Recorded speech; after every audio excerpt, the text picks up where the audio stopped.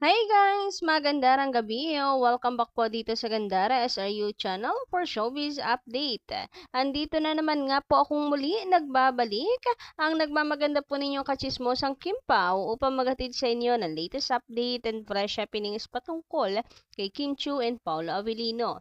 And para nga po sa gabing ito ang ating pag-uusapan ay tungkol dito sa pagiging calendar girl ni Kimi dahil ngayon po ang Tanduay Calendar Lunch kung saan ay papakilala na nga po nila si Kimi and ang bongga.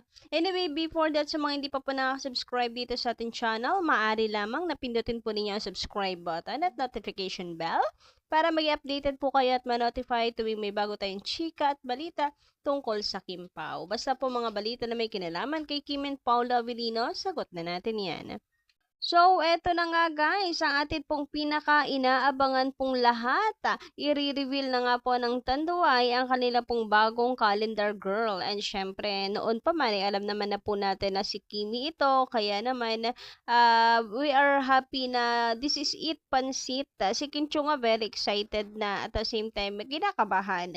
Kinakabahan po siya, sabi nga niya, ay kinakabahan ako nung pinakita na yung sample po ng calendar. Grabihan na palagay ko talagang hindi palagay sure ako talagang sexy ni Kim Chiu dito. But very decent pa rin ang kanya pong datingan.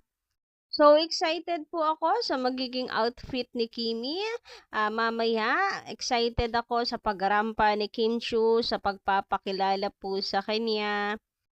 And guys, makiisa po tayo sa pagpapatrend para po dito sa ganap ni Kim Chiu.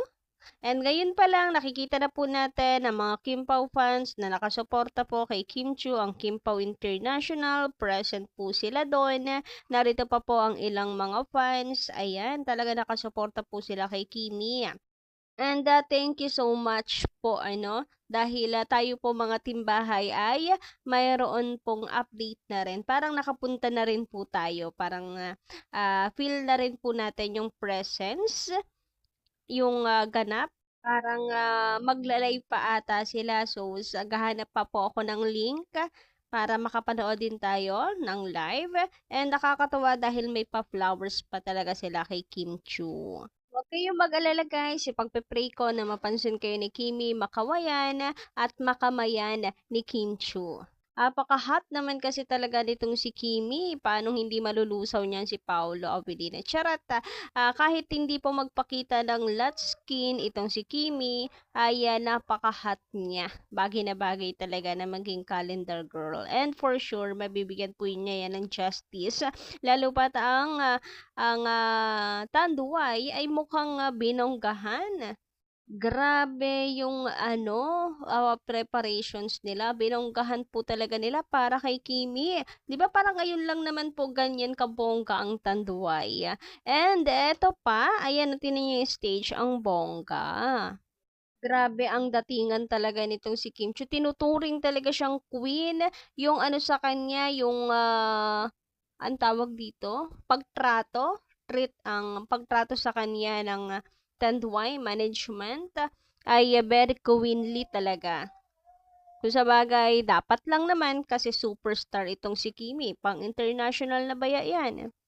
And grabihan sila dito sa Goddess the Reborn. Kung sa bagay, Korean nga po. Sa Korea nga po, tinuturing siya at tinatawag na goddess. Tayo pa po kaya? Basta ang bongga. Thank you so much sa Tanduay sa pagturing nila kay Kimi bilang hindi makabasag pinggan. Yung pagtrato talaga nila kay Kim Chiu as queen.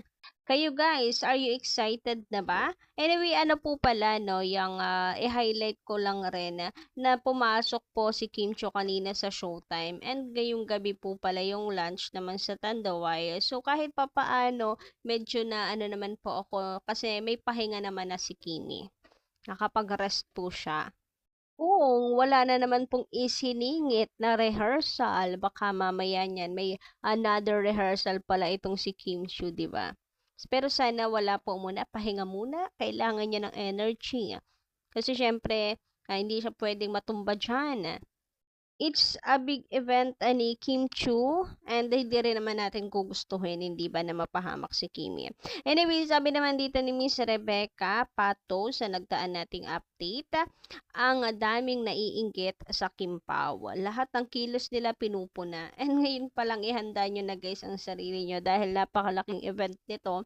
Dahil panigurado may masasabi na naman po sila sa pagiging calendar girl ni Kim Chu. Ngayon pa lang ihanda nyo na yung sarili nyo sa pamumuna nila. And kung kaya po natin na iligwak, ang tawag doon, ano ba tamang term? Huwag pansinin, ededma. Okay, gawin po natin. Para sa ikahe-healthy rin naman ng fandom natin, di ba? Huwag natin hayaan makapasok yung mga toxic na tao. Anyway, sabi pa nga dito, yan ang kasabihan. Pag ang puno ay hitik sa bunga, daming bumabato. Wow, napakasikat kasi ng Kim Pao at ang daming blessings. Talaga. Left and right ang endorsement. Totoo yan, lalo na po si Kimi. So, nasa 30 plus ang endorsement ni Kim Cho. O, diba? Pinipilahan ng advertisers, bongga. Kaya siguro gano'n na lang yung inggit nila kay Kim Cho. 30 plus ba naman ang endorsement. Siyempre, ang talent fee ni Kimi, napakalaki. Sabi naman dito sa komento ni Miss Rodeline Gumban, magandang gabi po sa inyo and shout out. Naway mag-blockbuster ang My Love Will Make You Disappear. Please Lord. Kasi grabe ang sinasabi nila sa Kim Pao, dinadaw nila. Alam ko Lord na hindi mo pababayaan ang movie ng Kim Pao. God bless, we love you both, Kim Pao forever. Huwag po kayong mag-alala. Basta wag lang po kayong padadala sa mga bashers at full support kayo, di kayo maglalaylo, ay magagawa natin yan. I mean, sa kamay natin po nakasalalay yan eh. Kung kayo po'y maglalaylo, papadala sa mga bashers, ay wala po talagang success na mangyayari. At the same time, kung kayo po ay hindi rin tutulong para po ma-boost ang movie ng Kim Pao, puro katoksika na lang ang gagawin, ay hindi talaga mangyayari. So, nasa sa atin po yan. Kasi ang Kim Pao naman, tapos na sila sa part nila eh.